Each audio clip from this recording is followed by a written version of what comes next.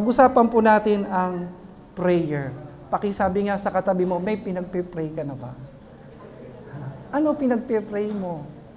Sino pinagpe-pray mo? So, let us talk about prayer. What is prayer? Ano nga ba ang panalangin? Prayer is communication with our Creator, with our God. Ito po ay pagko-communicate, pakikipag-usap sa ating Diyos. Na po, a healthy communication is a two-way communication. Tandaan natin yan.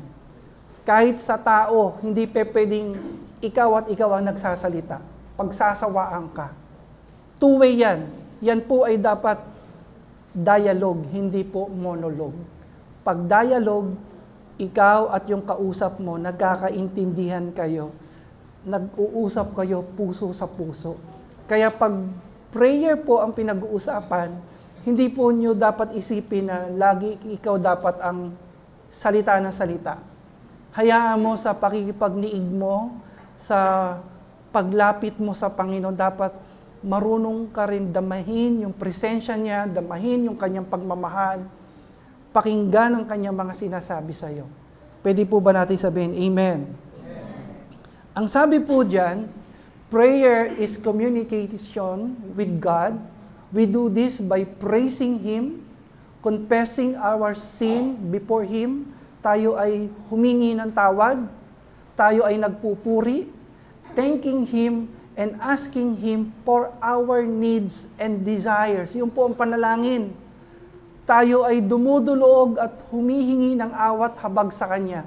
Prayer is communion with our Creator.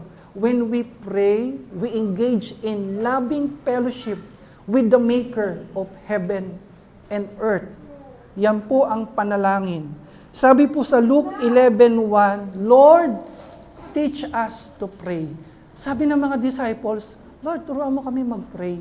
Kung paano tinuturuan ng ibang mga teachers, yung kanilang pong mga disciples, students, Lord, turuan nyo kaming manalangin. Tanungin mo yung katabi mo, marunong ka ba mag-pray? So sa umagang ito, hayaan mo na turuan tayo ng Diyos. Kung tayo ay marunong ng manalangin, hayaan mo sa mga aral ng Panginoon, lalo kang mag-alab sa prayer. Lalo kang ganahan manalangin sa Panginoon. Okay, sa Luke chapter 6 and sa Matthew chapter 6 and Luke 11, pakisabi po, Lord's Prayer. Dito po makikita natin yung sagot ng Panginoon kung paano ba tayo mananalangin. Meron pong ibinigay ang Panginoon na formula sa prayer. This is very basic. Tinuro po ito sa amin ng aming pastor nung mga bagong Kristiyano po kami. Ang sabi niya po sa amin, wag daw po lagi tayong hingi ng hingi sa prayer. Hindi po dapat yung Panginoon natin penginon. Hindi ka laging hingi ng hingi. Kasi pag hingi ka ng hingi sa prayer, ang tawag dyan, hindi na Panginoon, kundi penginon. Nagigets nyo? Pakisabi sa katabi mo, hindi dapat puro ka hingi. May tinuro ang Diyos, ang Panginoong Hesus, kung paano tayo magpe-pray. Dapat po yung content ng prayer po natin, yung tinatawag na acts. Based on Lord's Prayer po ito, ACTS. Ano po yung acts? Sa prayer po natin, pakisabi po, adoration. Huwag mawawala po yung adoration, yung pagsamba, yung pagpupuri. Ang sabi nga po ng Matthew chapter 6 verse 9, Our Father in heaven, hallowed be your name. Ama namin, sumasalangit ka, sambahin ang ngalan mo. Sa panalangin, mga kapatid, bago ka humingi ng mga request mo, sambahin mo muna ang Panginoon. Parang sa tatay, parang sa nanay, sa magulang, sino dito pag may hinihingi ka sa magulang mo, hindi ka agad hingi? Medyo konting papuri, ay talaga naman si mami, ang sarap talaga magluto, grabe ang mami, sobra. ang sipag ng nanay ko. Di ba? Tapos mamaya, may peram cellphone. Di ba? Bago ka humingi, pinupuri mo muna yung magulang mo. Parang sa Diyos din, parang sa Panginoon din, sa panalangin din, bago ka humingi, worship the Lord. Nagkakaintindihan po tayo. Next is confession. Pakisabi po, confession. Confession, kinu-confess natin. Hinihingi natin sa Panginoon ng tawad ang ating mga kasala. Bakit? Hindi pakikinggan ng Diyos yung prayer natin kung tayo po ay nasa pagkakasala. Kaya ang sabi po sa Matthew 6 verse 12, and forgive us our debts as we also have forgiven our debtors. Lord, patawarin mo kami gaya ng pagpapatawad po namin sa mga nagkasala sa amin. Napakalaga po sa prayer, humingi tayo ng tawad. Sino po dito pa nagpe-pray, laging humingi ng tawad? Hindi nawawala yung paghingi ng tawad sa Diyos. Amen. Next is thanksgiving. Ano po ang thanksgiving? Ito yung pasasalamat sa Panginoon. Siyempre, pinatawad ka na ng Panginoon, pasalamatan mo ang Panginoon. Misa nga, hindi mo pa tinatanggap yung hinihingi mo, pinagpapasalamat mo na.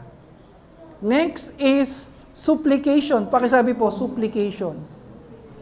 Sabi po sa verse 11 ng Matthew 6, give us today our daily bread. Ang sabi doon. And then sa verse 11, and lead us not into temptation, but deliver us from evil. Yun po yung supplication. Matapos mong sambahin ang Panginoon, matapos kang humingi ng tawad at magpasalamat sa Diyos, diyan ka nahihingi sa Diyos. Amen. Basic lang po yan. Minsan kasi hindi natin alam paano ba ako magsisimula. Paano ba ako magpe-pray? Ayan po ang guide.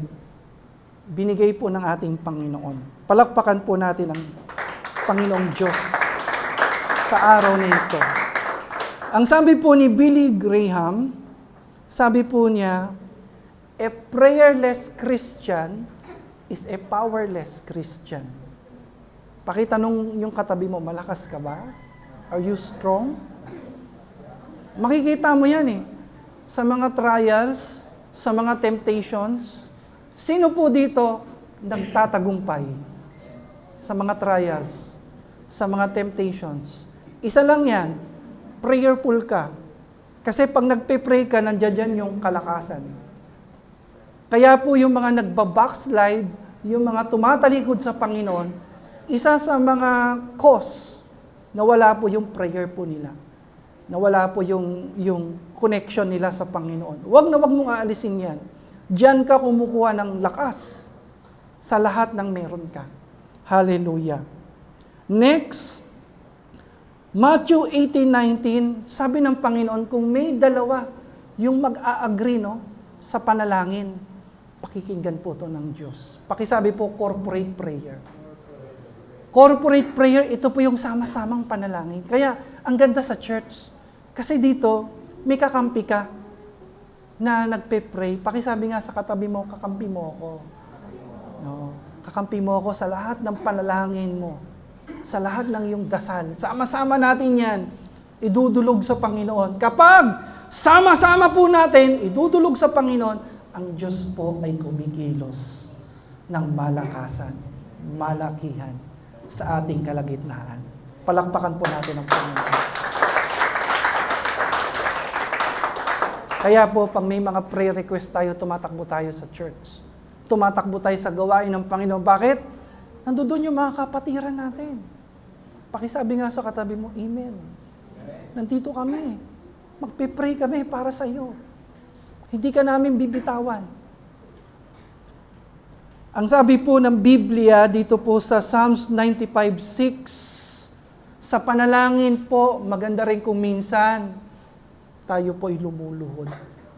Sapagkat ang pagluhod po, pagpapakumbabayan sa Diyos. Sabay-sabay natin basahin para kay Lord.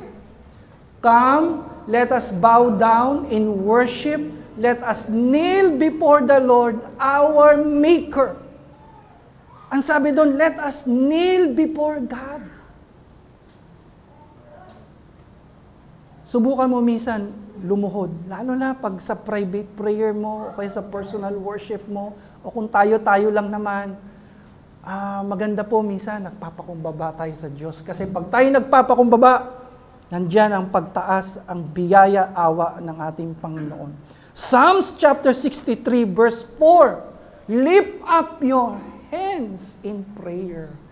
Very biblical pa rin po pala yan. May mga nagtatanong, bakit nagtataas kayo ng kamay pa nagpe-pray? Kasi po sabi sa salita ng Diyos, itataas ko ang aking kamay sa panalangin. Sa pagtaas mo ng kamay sa panalangin, itinataas mo ang pangalan ng Panginoon, itinataas mo ang iyong papuri, itinataas mo ang iyong pananampalataya, sinasabi mo, Panginoon, lahat ng bagay kaya mong gawin. Panginoon, all things are possible. Ito pong prayer kong ito, itong hinihingi kong ito, maliit na bagay lang to sa iyo. Kaya tinataas ko ito. Pwede po ba natin itaas ang ating mga kamay? At ipalakpak natin yan sa ating Panginoon na gumagawa, kumikilos sa ating mga panalangin. Hallelujah. Pakisabi nga sa katabi mo, answered prayer na tayo. Ako, ano man yung pinag-pray natin ngayon, answered prayer na yan. Hallelujah. Pakisabi po, empty chair. Subukan niyo po ito, mga kapatid. Subukan niyo po ito. Subukan niyo. Nung kabataan ko po, walang nagturo sa akin yan. Nagpunta po ako sa church, walang tao sa church. Ang ginawa ko po, kumuha po ako ng isang silya para sa akin, isang silya para sa Panginoon. At ang sabi ko sa Panginoon, Panginoon, alam ko napaka-busy mo ngayon. Maraming nagpe-pray sa iyo, maraming sumasamba sa iyo, pero nais ko po kayong anyayahan sa upuan na ito upang maranasan ka ang iyong presensya. Alam mo, grabe po, habang ini-invite ko si Lord, talagang bumaba ang Panginoon. At naranasan ko po ang kanyang pagmamahal, ang kanyang kaluwalhatian. Empty chair. Try po ninyo, minsan, pag pagod kayo, pag hirap na kayo, kausapin nyo ng masinsinan ng Panginoon. Bigyan nyo siya ng upuan. Alam nyo po, nakatutuwa mga kapatid, dalawa yung upuan, isa sa akin, tsaka isa sa Panginoon. Nung bumaba yung Lord sa upuan na yon, yung presensya niya, alam nyo po, hindi ko po magawang umupo na kaparehas niya. Kasi para bang, ewan ko kabataan po ako noon, parang pakiramdam ko, dinidisrespect ko siya. Sabi ko, Lord, hindi po ako worthy na umupo ng kaparehas mo. So I kneel down before the Lord. Nagpakumbaba ako, lumuhod ako, at lalo ko pong naranasan yung kanyang presensya sa aking pagpapakumbaba. Pakisabi nga sa katabi mo, try natin minsan yan. Ang ganda yan. Amen? Amen? Hallelujah. Then, Matthew 6:6, ang sabi po dyan, basahin po natin ng malakas. But when you pray, go into your room, close the door, and pray to your Father who is unseen. Then your Father who sees what is done in secret will reward you. Ano po ang context niya? Ang context, ayaw pala ng Panginoon na nagpe-pray tayo ng may pagyayabang. Yung binobroadcast pa, alam niyo yun? Minsan, di ba, may mga nagdadasal na para ang lakas-lakas, dinig na dinig sa palengke, dinig na dinig sa plaza. Ayaw pala ni Lord yan. Pag magpe-pray ka, huwag mo ipagmalaki, huwag mo nang ipagsigawan dahil alam ng Panginoon yun. Alam na ng Panginoon yun. Kahit nasa maliit ka lang na kwarto, walang nakakakita sa iyo, nadidinig ka niya. Maniwala ka. Hindi mo kinakailangan ipagyabang ang dasal mo. At minsan po, may mga nagdadasal na hindi po dapat nating gawin ito. Yung pagdadasal nila, hinahaluan nila ng parang nang-aaway. Parang may kaaway. No?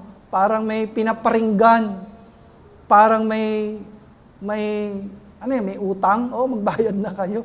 O may kagalit, nagsasabi ng, wag pong ganon. Hindi po kinalulugdan po ng ating Diyos yan. Amen. Once we pray, manalangin tayo ng may pagpapakumbaba.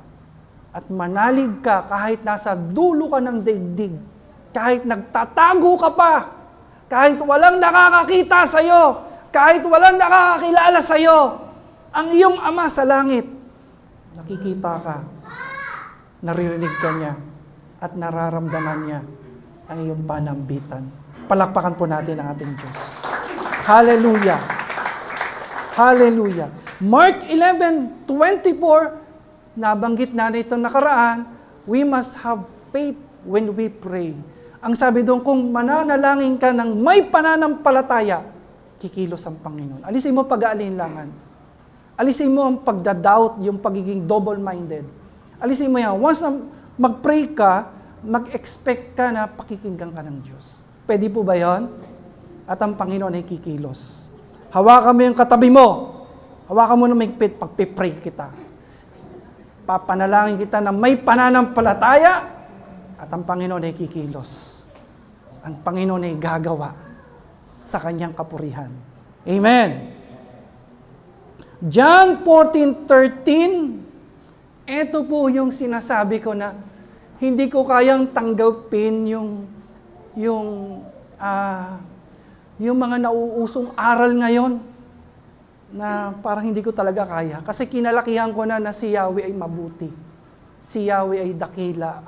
Si Yahweh ay makapangyarihan. Ang sabi po ng John 14:13, and I will do whatever you ask in my name, so that the Father may be glorified in the Son. Mga kapatid, sabi po, pang magpe-pray daw tayo, manalangin tayo sa Ama, sa pangalan po ng ating Panginoong Hesus. At pakikinggan po tayo ng Diyos. Pero hindi ka makakapanalangin ng taimtim kung galit ka sa Ama. Kung tinitignan mo si Yahweh na kadiliman, kasinungalingan, ang nag-ahari, kung tinitignan mo siyang magnanakaw, how can you pray to the Father? Kung ang tingin mo sa Kanya, masama. Ako po, hindi ko kayang tignan ng Ama nang nababalot siya ng dilim at nababalot siya ng kasinungalingan. Hindi ko po kaya talaga, hindi ko po kaya. Kahit bayaran niyo po ako ng 1 milyon.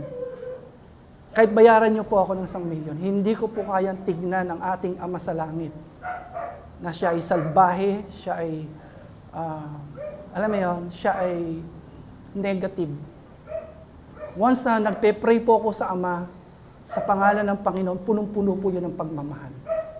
Bata pa lang po, tinuro na po ng tatay ko yan. Sabi ng tatay ko, once na magpe-pray ka sa Ama, ang tandaan mo, ang Ama ay mabuti. Ang Creator natin, ang Maker natin, si El Elyon, si Yahweh, the God of heaven and earth, dakila siya. Napakabuti niya. Mapagmahal siya. At once tayo mag-pray sa Kanya, sa pangalan ng Kanyang anak na si Jesus, pakikinggan po tayo ng ating Diyos. Amen! Kung may nangyayaring masama sa atin, kung may mga nangyayaring negative sa ating buhay, huwag po nating isisi sa Diyos. Pakisabi nga sa katabi mo, huwag mong isisi sa Diyos. May mga tao kasi, pag may nangyayaring masama sa kanila, nagagalit sa Diyos. Sinisisi sa Diyos. Huwag mo isisi sa Diyos. Baka naman may pagkukulang ka rin. Baka naman consequence yan ng mga mali nating desisyon. Tama po? Tama po ba yun? Huwag dapat isisi lagi sa Diyos. Baka dapat tignan din natin, ano ba naging pagkukulang ko sa pinagdadaanan kong problemang to? Hallelujah. Praise God. Manalangin ka sa Ama. Tandaan mo, ang ating Ama ay mabuti, dakila, makapangyarihan. At kapag nanalangin ka sa Kanyang anak, papakinggan ka niya. Kahit may mga pagkukulang ka, kahit sabihin na natin na palayo ka sa Kanya, kahit sabihin na natin na, alam mo yon, hindi ka karapat-dapat sa mga pagpapala na pwede mong tanggapin sa Kanyang awat habag. Once na manalangin ka sa Ama, sa pangalan ng Kanyang anak, pakikinggan ka niya. Palakpakan po natin ang Diyos. Ikaw na nagpe-pray para sa magulang mo, ikaw na nananalangin para sa iyong pamilya, sa iyong mga anak, sa ating bansa, God will answer your prayers. Pakiganon ngayon katabi mo. Man, papakinggan ka ni Lord. Hallelujah. Praise God. Hallelujah. Pakisabi po, family prayer. Sino po may family prayer? Simulan po niyo yung family prayer niyo. Simulan po niyo. Nung panahon ng pandemya, diyan po kami, talagang diyan na-revive yung family prayer namin. Na-inspired po ako doon sa may-ari po ng SM, si Henry C. Senior. Henry C. Junior, yung may-ari ng SM. Nung panahon ng pandemya, nagpatotoo siya na ang kanyang pamilya, ang kanyang pong buong pamilya, nagba-Bible study, nananalangin, kasama na po yung mga empleyado. Sabi ko, kung itong mayamang taong ito, nananalangin, nangangailangan ng Diyos, tayo rin, higit tayong nangangailangan. Kaya simula po noon, hindi po nawala po yung family prayer sa amin. So, simulan po nyo. Kahit magulo ang mga bata, malilikot, okay lang po yun. Hayaan nyo lumaki sila na nakakagisna nila na nananalangin yung kanilang pamilya. At makikita po nyo, sila na mismo magyayaya. Mga anak namin po, sila na minsan po nagyayaya. Oh, Daddy, family prayer na tayo. Family prayer. Wow, ang sarap magkaroon ng pamilya na nananalangin. Praise God. Hallelujah. Praying couple. Sino po dito ang mag-asawa? Magkatipan. Napakaganda po niya, no? Meron kang prayer partner. Napakaganda na kayong mag-asawa. Kayong mag-boyfriend, girlfriend, hindi lang kayo puro date.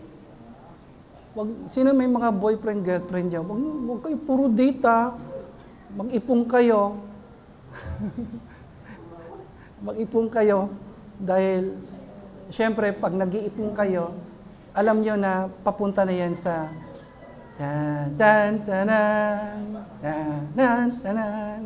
kasalan.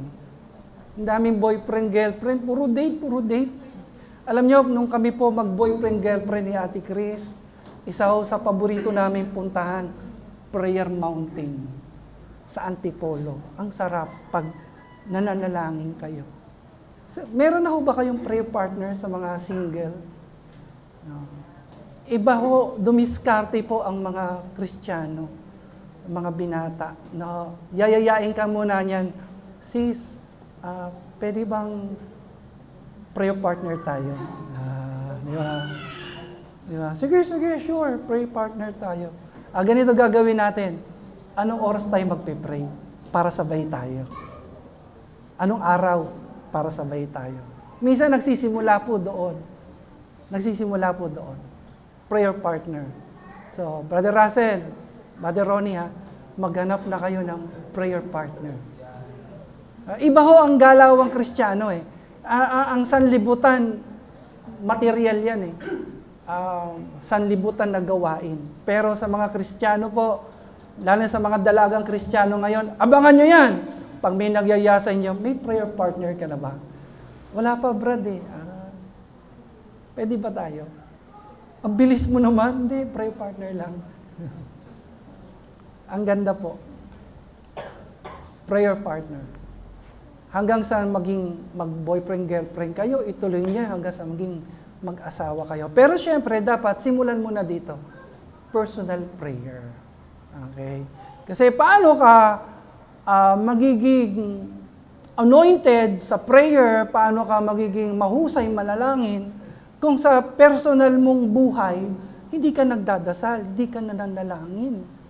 Di ba? Dapat sa personal na buhay mo, meron kang araw ng panalangin talaga sa Diyos. At ang panalangin sa Diyos, hindi lang laging ikaw nagsasalita. Ako po, may panahon na sa panalangin ko po, nakikinig lang po ako ng worship song.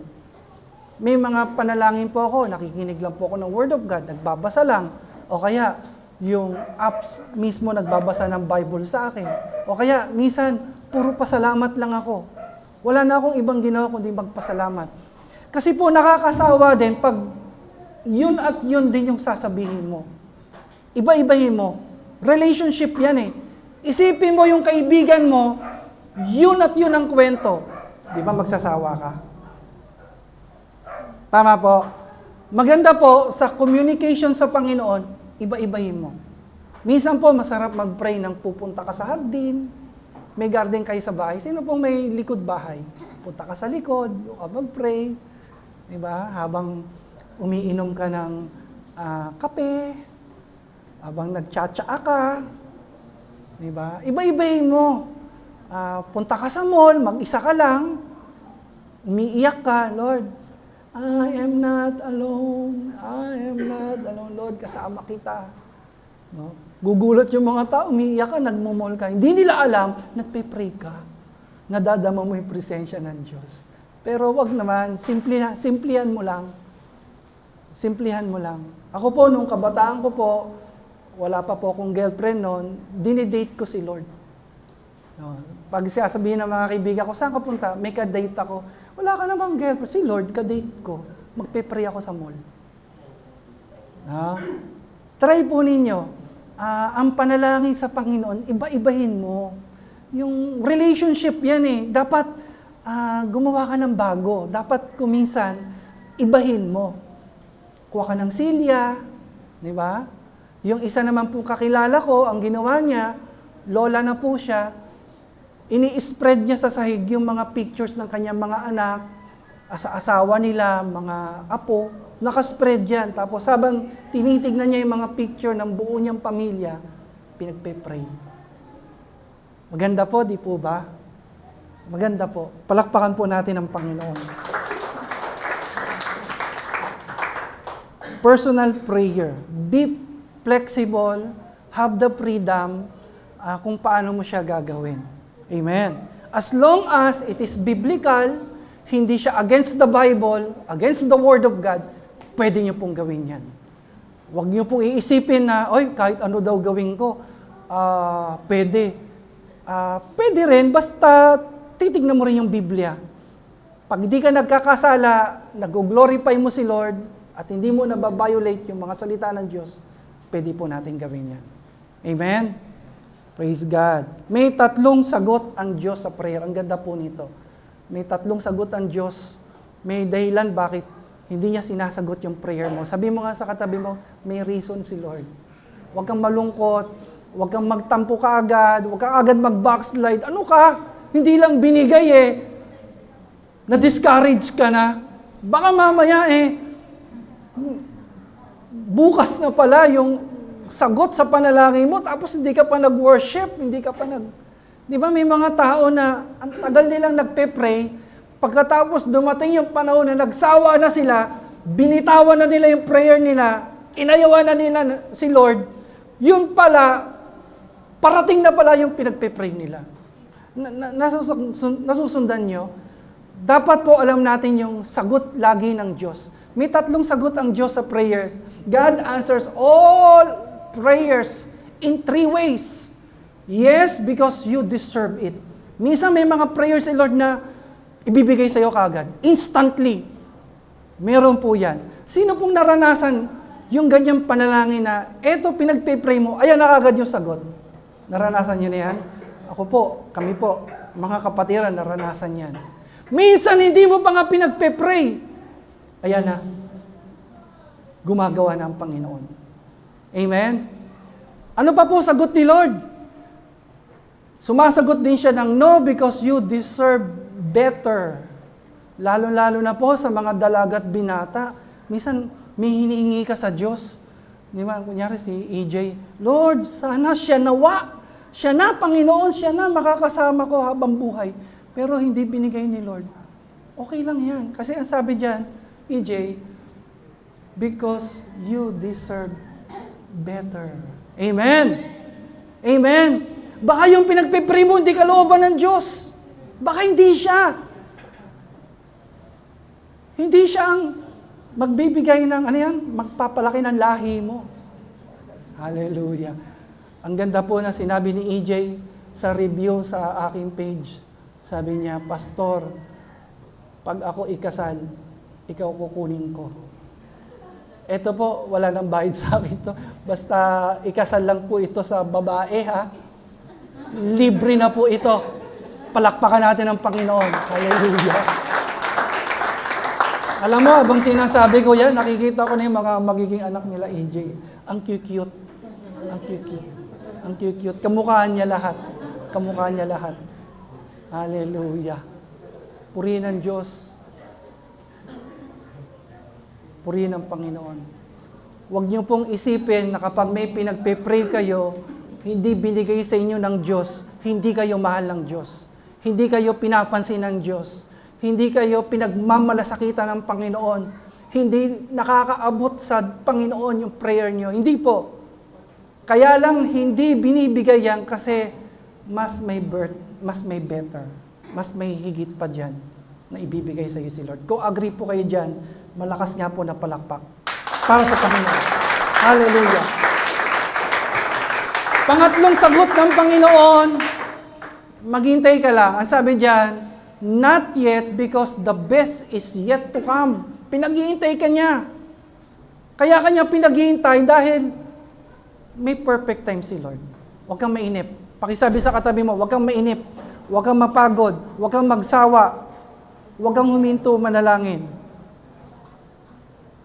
Meron pong panalangin na dapat natin ituro sa ating mga anak at sa ating mga sarili. Taas niyo po yung mga kamay niyo. Pag hindi niyo alam yung mga pagpe-pray niyo, ito po. Okay.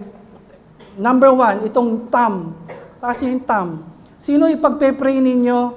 Pag-pray niyo yung pinakamalapit sa inyo. Inyong asawa, mga anak, mga kapatid, friends, family, friends, mga taong malapit sa iyo. Tama? Amen po? Tapos itong index, turuan mo siya. Sabi mo, eto, pagpe-pray mo yung mga nagtuturo sa iyo. Yung mga nagtuturo. Mga teachers sa school, trainers, pag-pray nyo. Pastors, ipag-pray nyo po sila. Next, anong sunod dyan? Middle. Yung middle. Para pangit. Pangit. Basta itong middle nyo. Yan po ay para sa mga leaders natin. Leaders. Siya kasi pinakamataas di ba? Mga leaders, president, vice president, senators, congressman, governors, mayors, vice mayor, hanggang barangay captain po natin. Pag-pray natin yung mga leaders. Parents, leaders po yan. Pastors, leaders po yan. Lahat ng leaders natin. Next, ano sunod po? Itong suotan ng singsing. Ito yung medyo pinakamahina. So pag-pray mo yung mga may sakit, mga may problema, mga nasalanta ng bagyo, yung pinakamaliit, yung pinky. Ganun yung pinky. Yan. Ikaw yan. Pakisabi sa katabi mo, ikaw yan. Ikaw, ipag-pray mo, last mo ipag-pray yung sarili mo. Last mo ipag-pray sarili mo. Okay, palakpakan natin ang Panginoon. Pakisabi po, popcorn prayer. O baka mapasali kayo sa mga prayer meeting at sabihin ng prayer leader, popcorn prayer. Isipin nyo, yung popcorn, kakain tayo na. Hindi po, yung popcorn, di ba, para pumuputok, naputok. Pag sinabing popcorn prayer, nakabilog kayo niyan, pag nararamdaman, nasa 10 kayo, o 15 katao, popcorn prayer, sabihin ng prayer leader nyo, hindi ka magpipray ng mahaba, bawal magpray ng mahaba dyan. Maiksian lang. Kung ano yung ilagay ng Panginoon sa iyo, i-pray mo lang siya. Hindi siya naka-program na ikaw. Hindi po, kung sino lang yung gusto mag-pray. Kaya lang, ang problema ng popcorn prayer, minsan, ang tagal mag-pray, yung pala tulog na pala yung mga kasama mo. Kaya didilat-dilat ka rin. Okay, joke lang po yun. Okay, Isaiah 1:15, hindi papakinggan ng Panginoon yung panalangin na binabalot po ng kasalanan. Napakalaga yung pagpapakumbaba sa Panginoon. May mga nagtatanong, bakit hindi ako pinapakinggan ni Lord? Baka naman, may kasalanan tayo na kinasasadlakan. Iba po yung nagkasala. Iba rin po yung namumuhay sa kasalanan. Medyo mabigat yan. Yung namumuhay sa kasalanan, may kinakailangan siyang gawin para i-correct, ituwid yung kanyang buhay. Nasusundan po natin. So, dapat po natin alalahanin yan. Philippians 4:6, pakisabi sa katabi mo, huwag ka nang mag-worry. Huwag ka nang ma-stress, huwag ka nang ma-depress, huwag ka nang mag-alala, dahil ang sabi ng Philippians 4:6, basahin mo ng malakas sa kanya, be anxious for nothing. Huwag ka nang mag-alala. Ano mga pinag-aalala mo? Marriage, huwag mo nang mag-alala. Bahay, huwag na. Bahala na si Lord dyan. Sasakyan, bahala na si Lord. Ano man yung pinag-aalala mo? Health, ano pa po? Financial stability, future, ano man yung pinag-aalala mo, ang sabi ng salita ng Diyos, huwag kang mag-alala. Ano dapat mong gawin? Pakibasa ng malakas sa katabi mo, but in everything by prayer and petition, with thanksgiving, present your request to God. Huwag kang mag-alala, kundi ang sabi diyan, manalangin ka ng may pasasalamat. Hindi ka lang basta magpe-pray, kundi manalangin ka na nagpapasalamat ka sa Diyos at pagpapalain ka niya. 1 John 5:14, ito po, sure na sure. Gusto niyo po ba yung pinagpe-pray niyo talagang pakikinggan ng Diyos? Walang no, walang rejection? Ito po. And this is the confidence that we have before Him. If we ask anything according to His will, He hears us. Pakisabi po, wow. Ano man daw pagpe-pray natin sa kalooban ng Diyos, papakinggan ng Diyos. Pastor, paano ko malalaman kung kalooban ng Diyos? Pag-uusapan natin minsan yan. Pero sa mixi lang, alam mo kung kalooban ng Diyos kapag wala kang binabiolate na Word of God. Alam mo na kalooban ng Diyos yan kapag mapapupurihan ng Panginoon. Mag-glorify ang Panginoon. Hallelujah. Next, pakisabi po, Amen. Tayo pong lahat ay tumayo. Ano po ang Amen? Kadalasan sinasabi natin ang Amen, yan yung pinakahuling sinasabi natin pag nagpe-pray tayo. Well, ang Amen po din ay agreement. Nag-a-agree ka? Amen po ay isa sa mga pangalan ng ating Panginoong Hesus. Pero every time na sinasabi po yung Amen sa prayer, lagi ko pong inaalala na ang panalangin ay hindi natatapos sa Amen. Hindi ibig sabihin na nag-Amen ka tapos ka na mag-pray. Tapos gagawa ka na ng mga bagay na hindi para sa Diyos. Kaya pala hindi pinapakinggan yung prayer mo kasi akala mo natapos na yung prayer mo dahil nag-Amen ka na tapos gumawa ka na ng bagay na hindi sa Panginoon. Hindi po. Yung buhay po natin, pagkatapos po natin manalangin ng Amen, hayaan mo na maging kalugod-lugod po ito sa harap ng ating Diyos. At once na binigay na yung panalangin mo, hindi pa rin po nagtatapos yung prayer sa answered prayer, kundi patuloy ka magpasalamat sa Diyos. Patuloy ka magpasalamat. Tayo po'y manalangin. Panginoon, hayaan mo na sa aming patuloy na pananalangin, patuloy na makita ka sa aming buhay. Sabi po, kung sino lagi naming kausap, nagkakahawaan ito. Hayaan mo, Lord, na mahawaan mo kami kahit kaunti ng kabaitan mo, kaamuan mo. Mahawaan mo kami ng pagiging mahabagin mo, pagiging mabuti mo. At Lord, lahat ng panalangin namin, hindi pa man namin ito nasasabi. Hindi pa namin ito na bibikas. Alam namin na alam mo na ito, O Diyos. At ang lahat ng ito, hiningi namin, Ama, sa pangalan ng inyong anak na si Jesucristo. At nananalig kami sa tamang panahon na itinakda mo, according to the perfect time that you provided, you are going to answer all our prayers. In Jesus' name we pray. Amen and amen.